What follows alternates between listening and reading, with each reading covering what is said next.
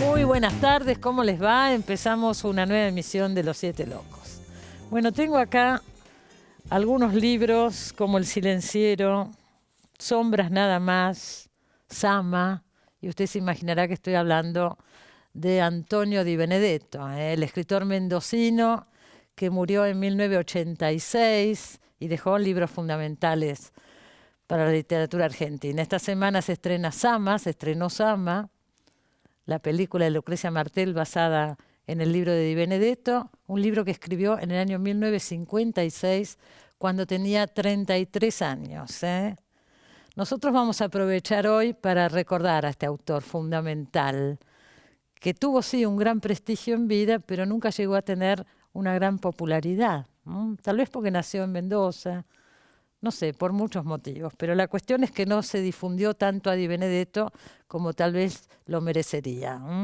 Vale la pena hablar de su vida, que tuvo momentos muy dramáticos, y también de su obra, de Sama y de sus otros libros.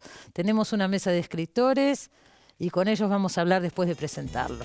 Por ahora el informe. Ahí va. Antonio Di Benedetto nació en Mendoza en 1922. Periodista y escritor, fue subdirector del diario Los Andes y autor de obras fundamentales como Sama, El Silenciero y Los Suicidas. Pese a no tener militancia política, el 24 de marzo de 1976 fue encarcelado y torturado por la dictadura militar y al año siguiente se exilió en España. Anímicamente destrozado, regresó a la Argentina en 1984. A pesar de los numerosos reconocimientos que recibió por su obra, no adquirió la fama de otros autores latinoamericanos. Un empleo en la Casa de Mendoza en Buenos Aires le permitió sobrevivir a su regreso, hasta que finalmente, en 1986, murió de un derrame cerebral. Bueno, se estrenó Sama. ¿Alguien la vio, Sama? Silvia, ¿la viste vos? Y yo estoy todavía bajo el impacto de esas imágenes, de esa lectura, porque en realidad es una lectura visual impresionante. Y quizás lo que más me llamó la atención es que, por supuesto, no se puede trasladar esta novela, sino que más bien hay que plasmar, y qué mejor que los ojos de Lucrecia, una lectura, pero no es que está la atmósfera recreada o el clima, sino que Lucrecia Martel es como si hubiera captado el aliento. Uno ve la película y hay aliento a Sama. Qué difícil que llevar eso al cine. Y eso es muy intenso como experiencia. Pero bueno, es una novela compleja en su estructura para trasladarla narrativamente, digamos, a la pantalla. Creo que hay que buscar el impacto más anímico de la novela. A mí lo que me gustaría, porque pasa siempre, se estrena una película, se habla de la película, ahora hay un libro atrás, es una oportunidad para acercar a los que nos están mirando a Di Benedetto, ¿no? Y a Sama. Di Benedetto que no se le dio nunca la trascendencia o el lugar dentro de la literatura argentina que realmente merecería tener. Tiene mucho reconocimiento entre escritores, pero de ahí no pasó. No, en los libros no se consiguen, ¿no? Bueno, ahora con la tapa de la película, sí. Sí, pero ahora es el momento. El Silenciero, Cuentos Claros. Sí, hay que ver si están. Cuento del Exilio. Adrián Hidalgo publicó hace unos años mucha obra. Adrián Hidalgo estaba publicado con un profesor. Lo que pasa es que hicieron la antología de la espera. El Silenciero, con prólogo de Saer. Bueno, Saer lo pone como una de las acá en el furiosamente lo elogia. Sí, no, dice que enojo. Es una de las grandes figuras de la literatura latinoamericana, ¿no? Y bueno, pero viste eso. También Coetzee, que sacó la lo nota. compara con ahora los franceses y dice el extranjero, dice aún superior. Coetzee, sí. No, bueno, porque se lo publicó en inglés ahora, además, y tuvo varias reseñas importantes. Sí. En el New York Times, en varias revistas y diarios, y bueno, parece que llegó el momento de Di Benedetto. Vos hiciste un curso este año. Sí, yo hice un curso Sama. en el Malva, y realmente es notable como la gente... Bueno, en la Argentina los lectores son una masa Sólida y constante. Importante, Sí, Uno dice que no se está leyendo y yo encuentro lectores, levanto una piedra y hay alguien leyendo. Y con Sama se produce un efecto hipnótico porque tiene una lírica misteriosa y una prosa quebrada. Es decir, no es una lectura fácil desde el punto de vista de te voy a contar una historia. No, claro. Y sin embargo, desde el momento en que uno entra en esa especie de lengua selvática y también árida, está atrapado. A mí me pasa algo muy parecido con Eisejuás de Sara Gallardo. Me parece que son las dos novelas argentinas que mejor cuentan incluso América. Sí, uno piensa en el boom latinoamericano. Alguna vez dijeron, a Di Benedetto se lo asocia más con Rulfo, por ejemplo, con Juan Rulfo. Dicen que han llegado a decir es el anti-boom, ¿no? Sí, la novela es de 54, 56, 56 ¿no? me parece. 56. Sí. Sí.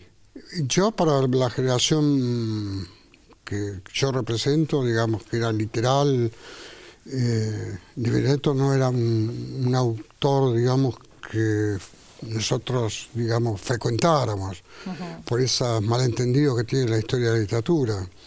Yo lo conocí después en Martín Fierro por medio de Estela Rayán y por medio de Bajarlía, una persona muy formal, ¿no? Y después hice el prólogo a una edición en portugués a Los Suicidas, y Saer le hizo a Sama. Sí. Ahí Saer dice que sí es una de las novelistas más importantes del siglo. Bueno, los elogios, cuando uno aprecia la obra de una persona, siempre son un poco exagerados. Y los prólogos están hechos también para eso. Claro, sí, no vas a hablar mal en un prólogo. Sí. No, pero bueno. Pero me parece que es muy interesante la contratapa de Los Cuentos del Exilio, porque está hecha por Borges y por Cortázar. Y hablan de dos escritores diferentes, ¿no? Es decir, yo sé que según la manera de leer que cada uno tiene es donde queda también ubicado un escritor. Entonces, Borges dice que De Benedetto pertenece evidentemente a la literatura fantástica. Cortázar dice que trabaja con la culpa, la muerte, y que es una persona que podría ser una persona de hoy en día como somos nosotros. Hace una lectura más contextual o más realista. Mira. Es decir, que los dos escritores están leyendo, digamos, de distintas maneras, y es cierto que las lecturas también van situando un texto según la época. Bueno, esto que vos decías de Macedonio 50 años después de la novela eterna. Lo dijo antes de empezar el programa. Perdón, bueno, a mí se me escapa, porque tengo tanta confianza con ustedes de poder hablar de literatura y tanta tranquilidad. Te olvidás de que estás al aire, pero esto se dijo antes de empezar. Siempre estoy al aire. Estás en el aire, eso es otra cosa. En el aire, pero ¿cómo cambian los lectores, no? Según las épocas. Según las épocas, cómo se leía Macedonio, Ricardo, Rayán, Piglia, Germán, digamos, ¿no? ¿Cómo cambia? Bueno, habría que ver cómo se lee ahora de Benedetto, me parece que sería lo más interesante, ¿no? ¿Qué ibas a decir? Contalo de Macedonio, porque si no va a quedar la intriga. Claro. No, la intriga, más que la intriga es un festejo, ¿no? Sí. Porque se cumplen este año 50 años de una novela crucial de la literatura argentina, que para mí es nuestro Quijote del siglo XXIII, que es el Museo de la Novela de la Eterna de Macedonio Fernández, ¿no? Que parece encriptada, pero en realidad es una especie de tesoro de la lengua de donde salen muchas novelas. Yo creo que es tiempo de leer Sama. Sí. Es como que es el momento de recepción o un nuevo momento de recepción de esta novela. Seguramente. Es que era un autor raro, digamos, porque leyendo el reportaje que le hace Ricardo Serrayán a Cuentos Claros, es alguien, el reportaje debe ser no me acuerdo, si antes del exilio, después del exilio, no maneja la terminología crítica de todos los escritores, es absolutamente, ese Saer tiene razón, es absolutamente personal, digamos, ¿no? Casi no hay una referencia literaria, por eso Saer se pregunta y dice, este surge de la nada, se lo puede asociar a Camus, se lo puede asociar a Kierkegaard, a Dostoyevsky, digamos, al existencialismo, pero en realidad no tiene referencias, digamos, literarias inmediatas. Por eso Saer dice a Borges, uno puede decir Marcel Scholl, digamos, Carvajal, muy rápidamente, Eduardo, Dostoyevsky, pero con De Benedetto, bueno, algo kafkiano tiene, digamos, sobre todo en los cuentos, ¿no? Sí, también hay algo del Corazón en las tinieblas de Conrad, ¿no? Esa especie de paisaje un poco donde el hombre está solo en medio de un paisaje hostil que le hace preguntas. Sí, él tiene, me parece que tiene una cosa buena ahí, que él se debate, digamos, entre la novela y el cuento, ¿no? Porque es como Flaubert, digamos, ¿no? Cuando Flaubert escribía Madame Bovary, al mismo tiempo escribía Las tentaciones de San Antonio. O sea, que escribía la parte realista y despojada y la parte absolutamente alucinada y fantástica. Por eso Las tentaciones de Antonio. Él dice lo mismo, dice, como cuentista tengo el hobby de novelista y como novelista tengo el hobby de cuentista. Entonces hizo una cosa muy linda, que cuando está escribiendo la novela, no sé, creo que es Sama, los cuentos a él le limpian, se entretiene, lo interrumpen, ¿no es cierto? Y tiene una cosa muy poética, porque dice que él es como alguien que viviendo en el trópico, los cuentos son como copos de nieve, ¿sí? Que caen y le interrumpen esa cosa tan, digamos, continua, digamos, que es la novela, ¿no? ¿Se puede leer ese reportaje? ¿Dónde está? Está en Adrián Hidalgo, creo que sí, Adrián Hidalgo, en Cuentos Claros. Sí, en Cuentos Claros. Un reportaje muy lindo que le hace Celarrayán, porque Serrán le dice... Es interesante, porque no hay muchos, ¿eh? No, es muy lindo. Y Serrán le pregunta, dice, acá en Buenos Aires a usted lo conocen por Sama. Y él dice, Sama es el cebo. Sama es el cebo. Es el cebo. 35 años tenía cuando escribió Sama. Es muy lindo eso. Quiero que cuente Rodolfo Braselli, que lo conoció mucho, trabajaron juntos en Mendoza. Bueno, fueron amigos, ¿no es cierto? Nos peleamos mucho también. Compartí la misma oficina cuando yo empezaba el periodismo en el Diario de los Andes, 5 años. Es decir, él tenía un escritorio ahí y yo acá. Y yo trabajaba en información general, hacía instrucción pública, policiales, el estado del tiempo. Lo que se hace en los diarios, no había escuela de periodismo. Y de Benedetto me pidió para trabajar en arte y espectáculos. Y al poquito tiempo estaba haciendo comentarios de teatro, bibliográficas le llamábamos. Y me crié al lado de este hombre, y yo podría hablar de la gran relación que hay entre... Conozco al escritor y al libro. Vos hablas de los suicidas y puedo contar muchas cosas de Di Benedetto y el suicidio. Coqueteó con el suicidio mucho. Ya antes del 76, antes Bueno, la cuestión es que estuve 5 años en la misma oficina, después él era director prácticamente del diario. Hubo una especie de hartazgo de mí, porque rompía mucho las pelotas, y me mandaron a Deportes a hacer un suplemento deportivo. Y cuando salió campeón Racing, se armó un tal de pelote. Lo seguía Racing, lo señalo porque hincha de Racing. ¿Quién lo hizo? Y entonces ahí se produce un corte de la cuestión personal con él. Di Benedetto no se dio por aludido porque realmente era como una especie de mimado de él. Escribió uno de los prólogos de mi libro. Una especie de padre, y siempre se fueron sucediendo con Di Benedetto varias coincidencias, porque por ejemplo él va a la cárcel, se lo chupan prácticamente, y ahí se reanuda el diálogo con él. Tuve cómo era Di Benedetto, el Di Benedetto cotidiano, y era un tipo complejo, extraordinario, fascinante, maniático, obsesivo, era una especie de ajedrecista. Era una especie de relojero por lo minucioso. En esos años, La obra de él ya estaba muy reconocida. Era sí, reconocida. Él siempre tuvo el gran reconocimiento que él quería, más que de la multitud, el de sus colegas. Otros escritores, que decía sí. Pero, digamos,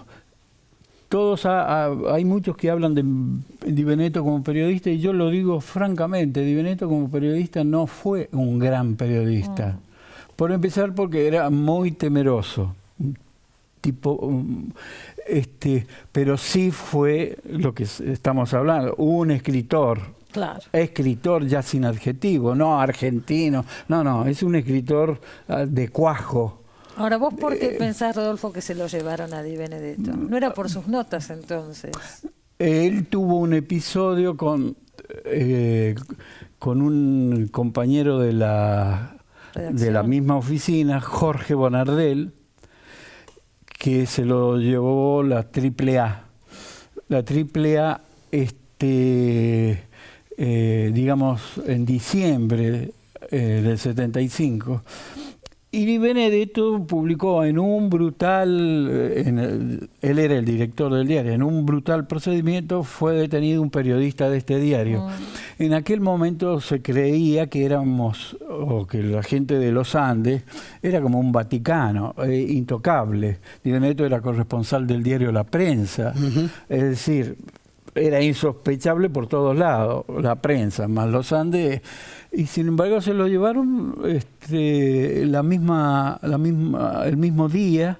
Él estaba con Gildo D'Acurcio, Abelardo Arias, estaban ahí comiendo, celebrando, tomando, y se enteró del golpe.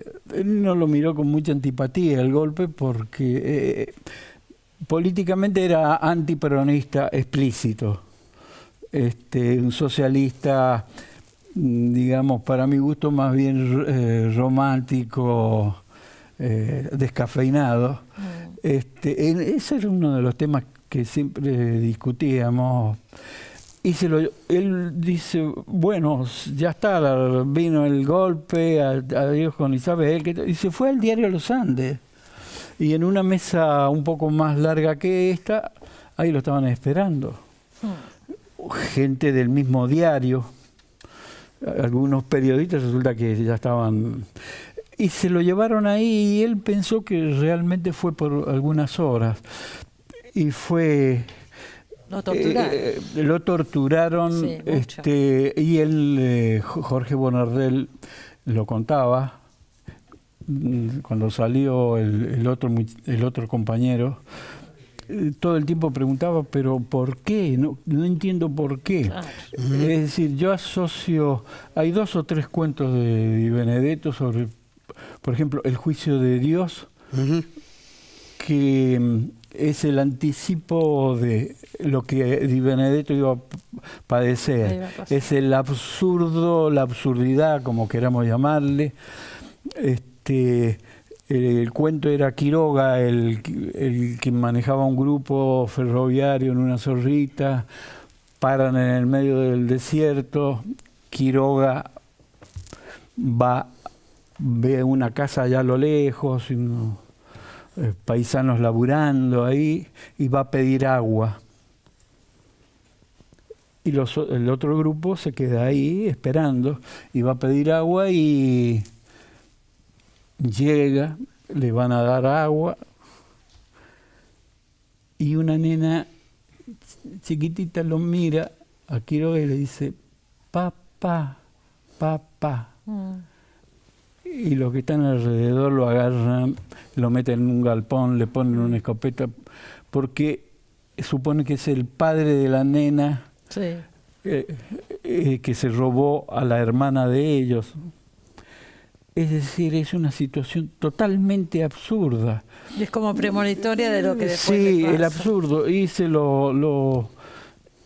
y a punto está de que lo maten, y bueno, los otros lo van a buscar, los otros compañeros, y otra vez la nena a otro de los compañeros le dice papá, a todos le dice papá. Ahora bueno, ahí digo, se salva. Bueno, ya están en Sama, ¿no? La premonición 1956 a las víctimas de la espera. A las víctimas de la espera. Está Y después dedicado Sama.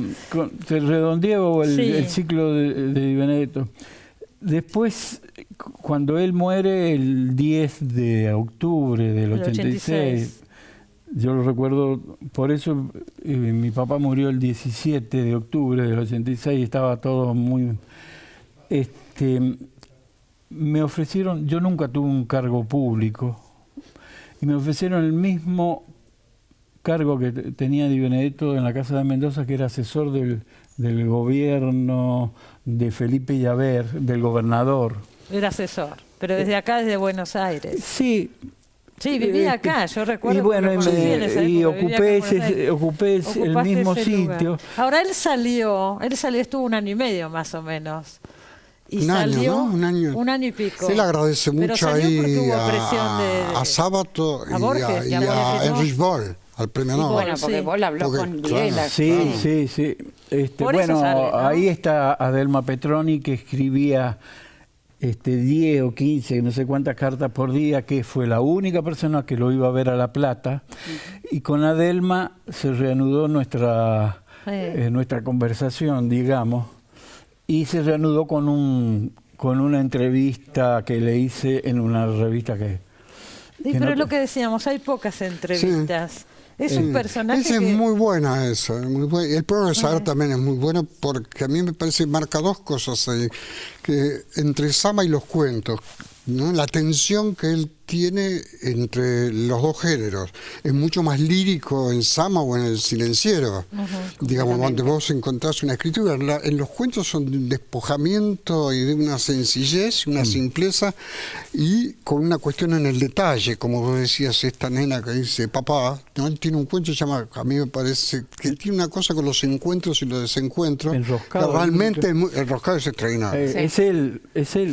¿No? Porque en El Roscado es un chico que tiene una debilidad mental, la madre se muere y el padre se tiene que mudar de la casa a una pensión. Entonces dice, bueno, nos tenemos que despedir de la casa. En el momento que se va a despedir de la casa, que es complicadísimo, porque vos decís, bueno, acá si se pone sentimental, perdió. Viene el tranvía, él tiene agarrado al hijo la mano, entonces viene el tranvía y en el momento que viene el tranvía tiene que hacer señas para pararlo. Entonces ahí se disolvió en ese detalle la despedida, que podía ser que la mano saludaba a la casa, no, queda, digamos, desplazada a lo que me parece saber llama con bastante inteligencia la discreción de Benedetto, ¿no? Y la atención que él tiene en los detalles, ¿no? Que eso es como muy importante en los cuentos. Y el contraste que tiene, que son dos escrituras para mi gusto, por eso yo decía lo Flaubert, totalmente diferente, ¿no? Bueno, sí, señores, un punto de vista muy distinto, Di Benedetto, como un punto de vista existencial en la escritura. Completamente diferente. Totalmente. Vale la pena leerlo entonces, no solamente ir al cine y ver Sama, sino también... No. Es una escritura, es una escritura, claro. Sí. Espero que se consigan todos los libros, no sé si están hoy. Posiblemente se empiecen a reeditar, por suerte, ¿no? Elegí un director para Di Benedetto, para el mundo de Di Benedetto, con Martel? Sama, seguro. Sí. Y él dice una cosa muy linda, y un segundo más, dice, porque lo decís de cine, dice... Yo en mi literatura tengo un lugar central. A mí me gusta, dice, los directores como Polanski, que están adentro de la película, pero tienen un lugar lateral. Bueno, Lucrecia. Claro, ahí está. Bueno, muchísimas gracias a todos por haber venido. Gracias a vos. Abrimos un panorama con un escritor que la verdad que se conoce poco. Y... Los que no lo han leído, como diría un amigo mío, qué envidias que le tengo. Porque lo van a descubrir ahora. Eso es lindo. Sí. Enseguida volvemos, no se vaya. Gracias a todos. Gracias.